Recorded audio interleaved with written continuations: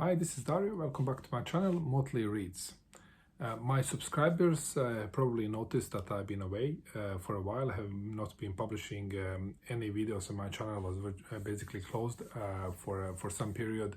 The reason for that is that I have had quite a tough period at my job. I have a quite demanding job that sometimes requires lots of attention. So it has been basically 24/7 at work. I had to park all my hobbies aside. My studies, my reading, my YouTube channel, watching booktube videos, commenting, everything was just put on hold, and it was total focus on work for a long period of time. Still, things are quite busy, but I have some more time, so I have decided to get back and do a video on some reading. I haven't been doing a lot of reading actually. I was planning to do ShakeTube during September. It didn't happen. I didn't have time for that. Victober, I also had plans to read lots of books during October, but it wasn't much reading. I actually read only one book during Victober, and that's the book that I'm going to talk about now, and that's Jane Eyre by Charlotte Brontë. I never read this book. I never read anything by Brontë sisters. No Wuthering Heights, no Tenant of Ilford Hall, nothing really. And again, like you probably know, with the Jane Austen, it was also a shocker for many people. Haven't you read anything by Jane Austen? No, I haven't. So I did last summer, and in Virginia Woolf, same thing here, and now Charlotte Brontë. I heard a lot about Jane Eyre, and I expected a lot, and I didn't get disappointed. Actually, this book, again, my wife was it was on her list of books that she wanted me to read. I also got this from her, a collection of essays, contemporary critical essays on Jane Eyre, because there is really a lot to say about this book, about the writing of the time, and specifically Brontë sisters and their writing. But now we'll be talking about Jane Eyre. This book is here in Oxford World Classics edition. Oxford World Classics is my favorite format for the books. But I really like the feel of the books. I like also the extra material, where you always have the introduction, textual notes, bibliography, chronology. You have appendices. You have in this particular edition, you have also comments from the press when the book was published back in when was this, 1847, I think. It's this edition, yes, 1847. It was published under name of Currer Bell, because at that point of time it wasn't very okay for women to publish books. So all three sisters have been publishing under male names. This what I also like with Oxford World Classics is that very often they have a beautiful front pages, beautiful paintings, and this particular painting here, the girl here looks very much like you would expect Jane Eyre to look like, and one particular thing that I like with this painting as well, it is one of the artists that I like very much who painted this. It is a Danish master, Willem Hammershøi, and this is his sister, Anna Hammershøi. The name of the painting is Portrait of a Young Woman. So it is typical Danish painting style, and Hammershøi was active during the Victorian period. There are lots of his paintings around the world. You can find his work at the National Gallery in London. You can find it at the Met in New York City. You can find it naturally, across the Europe also, Denmark, Sweden.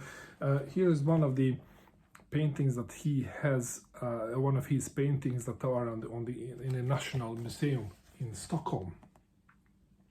This is very nice portrait of a reading woman, and his paintings are very often in merchant homes in Copenhagen, very quiet.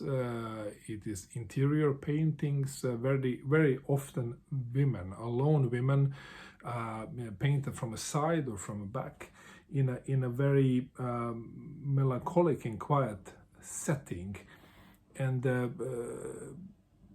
women are painted typically in a kind of submissive position. And it is, I guess, how the women at that time, during Victorian time, have been regarded, and how the women are supposed to, the place they're supposed to take in a home or in society. They shouldn't be very much seen, I guess, and this is well linked with the theme of this book that I will talk about right now. So Anna Hammershøi, artist's sister. So this book here, the plot is like most of the world literature classics, is well known. It's a coming of age story. It's about the girl Jane Eyre.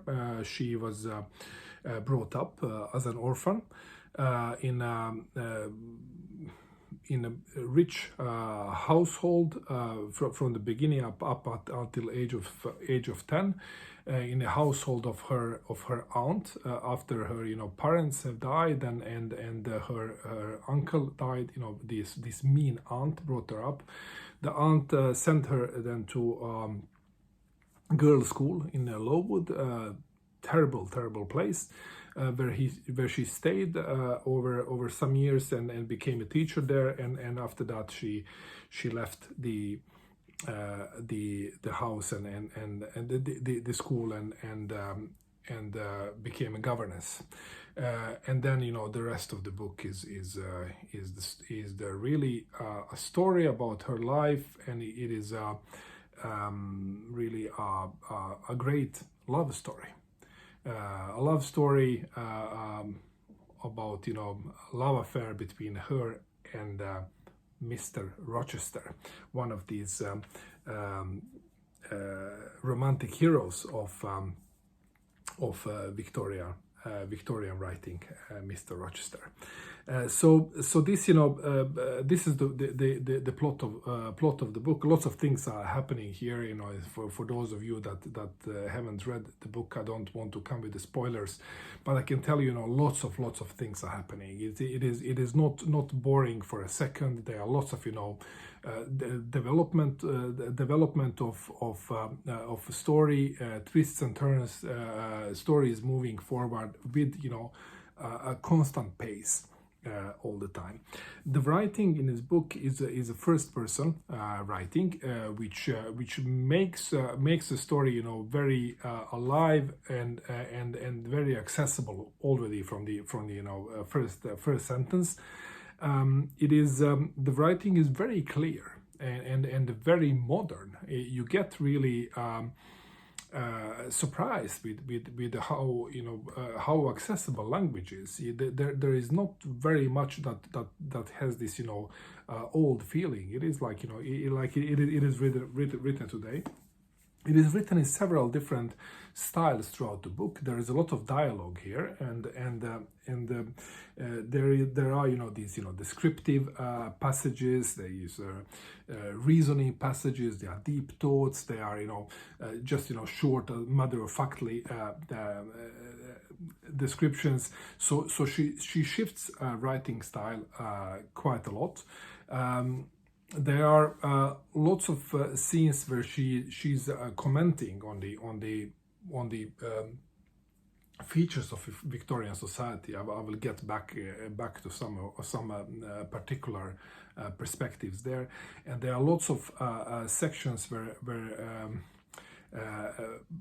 with flirtation scenes, and these flirtation scenes were, you know, there are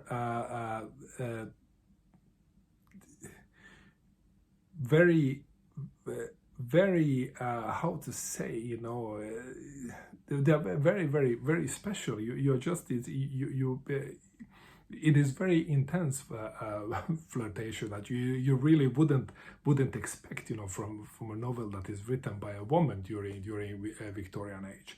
The story is then split in four, you know, different settings. First in the house where she was raised, and then in a Lowood school, and then, you know, in these places where she's, you know, governess and teacher, and they are, you know, distinct periods and distinct places, and then the story is moving into new place. And always when you read about new place, the place where she was before, it feels a bit distant. It's like 100 years ago you read it, because the story is so long, lots of things happening all the time.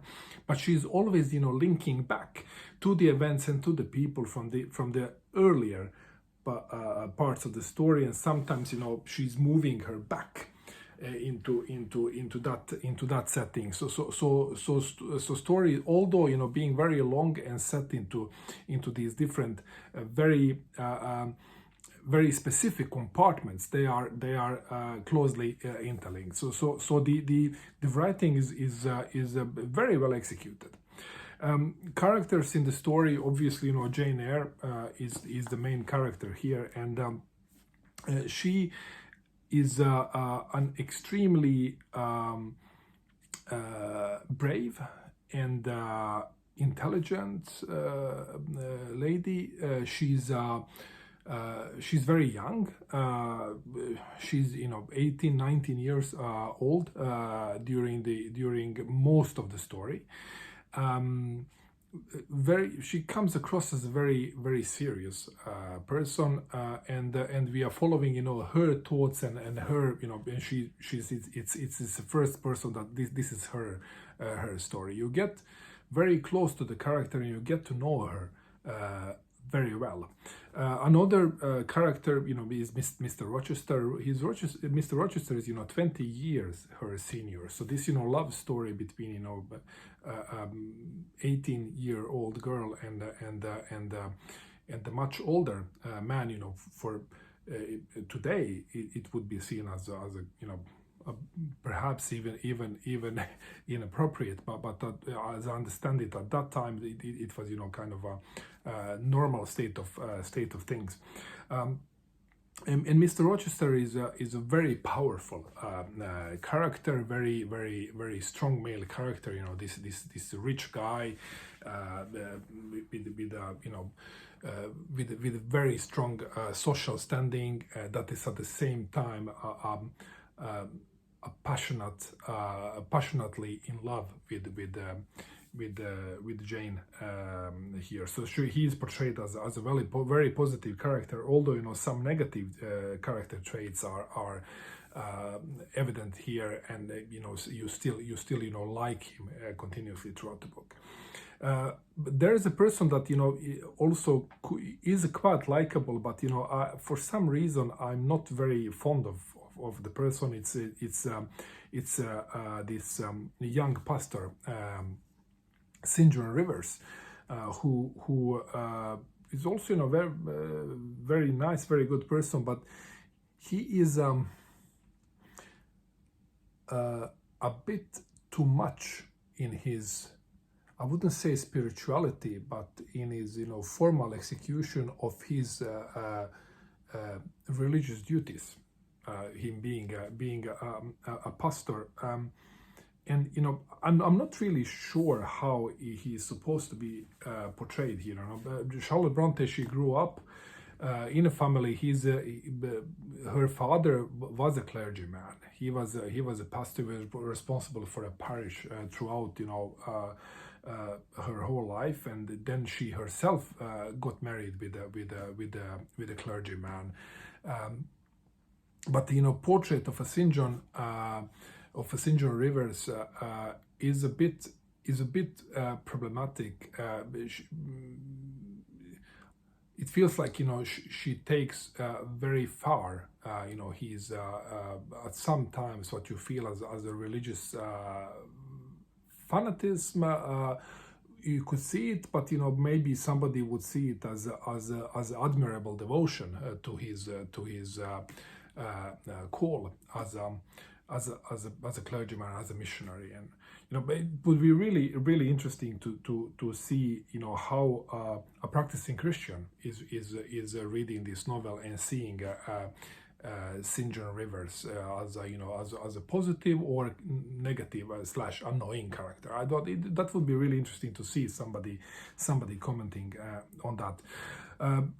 Another character, there are lots of women in the book, although the writing in itself is very feminist for its time. The women are kept in the background very much in this book, or being a negative characters like Mrs. Reed. So this is they are not very prominent in the book. So Jane and the man, that's what you really feel in our main persons here. Now the context of this book is quite interesting, because it is the book in itself is very much of a social commentary on a Victorian society in England, and what you can see very much all of this feeling everywhere of this Victorian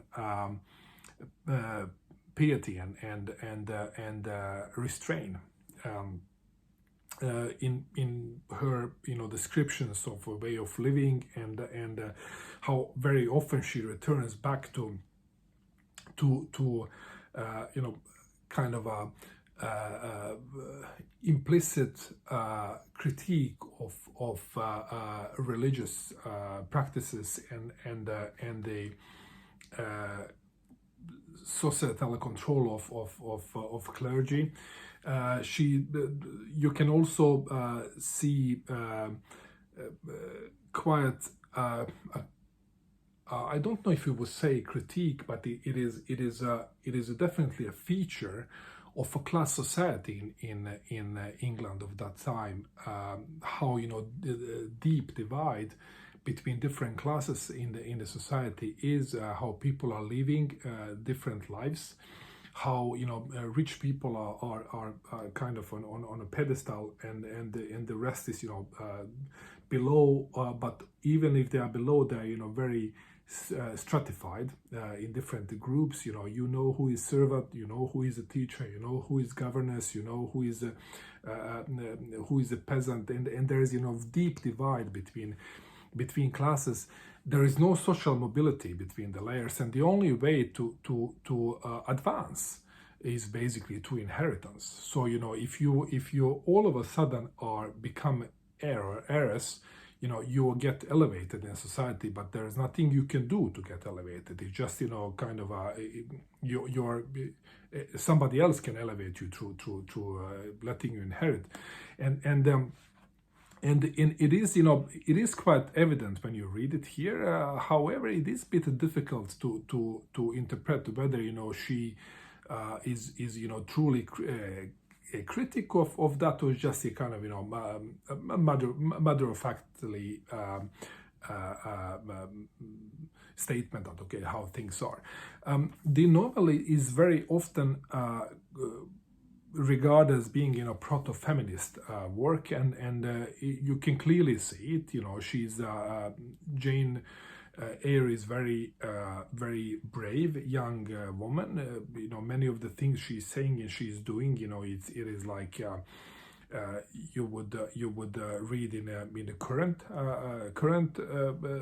feminist writing. So it is pretty surprising that one woman of that time was so free to speak. And just to read you a passage here so you understand what I mean. I pulled out this one. I liked quite a lot. So this is in chapter 12 in volume 1. She says like this: "It is in vain to say human beings ought to be satisfied with tranquility. They must have action, and they will make it if they cannot find it. Millions are condemned to a stiller doom than mine, and millions are in silent revolt against their lot. Nobody knows how many rebellions besides political rebellions ferment in the masses of life which people earth. Women are supposed to be very calm, generally, but women feel just as men feel. They need exercise for their faculties and a field for their efforts as much as their brothers do. They suffer from too rigid a restraint, too absolute a stagnation, precisely as men would suffer, and it is narrow-minded in their more privileged fellow creatures to say that they ought to confine themselves to making puddings and knitting stockings, to playing on the piano and embroidering bags. It is thoughtless to condemn them or laugh at them if they seek to do more or learn more than custom has pronounced necessary for their sex." So, I can imagine that back then it has been seen as a quite bold, and she writes also in the preface to second edition a commentary that is probably linked to some reaction she got the first edition. She writes like this: "Having thus acknowledged that what I owe those who have aided and approved me, I turn to another class, a small one, so far as I know, but not therefore to be overlooked. I mean the timorous or carping few who doubt the tendency of such books as Jane Eyre, in whose eyes whatever is unusual is wrong, whose ears detect in each protest against bigotry, that parent of crime, an insult to piety, that regent of God on earth. I would suggest to such doubters certain obvious distinctions. I would remind them of certain simple truths. Conventionality is not morality. Self-righteousness is not religion. To attack the first is not to assail the last. To pluck the mask from the face of the Pharisee is not to lift an impious hand to the crown of thorns." Pretty brave at that time. So, Jane Eyre is a book that for me it's just a fantastic piece of work. I learned a lot about Victorian society, and I enjoyed the story that was interesting, from first page to the last. After I read the book, I watched the screen adaptation from, I think it's 2012 or something like that, with Mia Wasikowska and Michael Fassbender. It was pretty good, fantastic footage and scenery, but they really struggled to fit these chunks there into 2 hours screen adaptation format. So I think that the film needs a book as a companion, so that you can get the whole story. So you kind of if you read the book, you mentally fill in the blanks that the film is not getting. But I really don't know how the movie would have been if I didn't read the book. But footage was fantastic. So this is my review of Jane Eyre by Charlotte Brontë, and whoever didn't read it, I truly recommend it. It's very, very nice piece of work. So that's it for this time. Thank you for watching. Bye.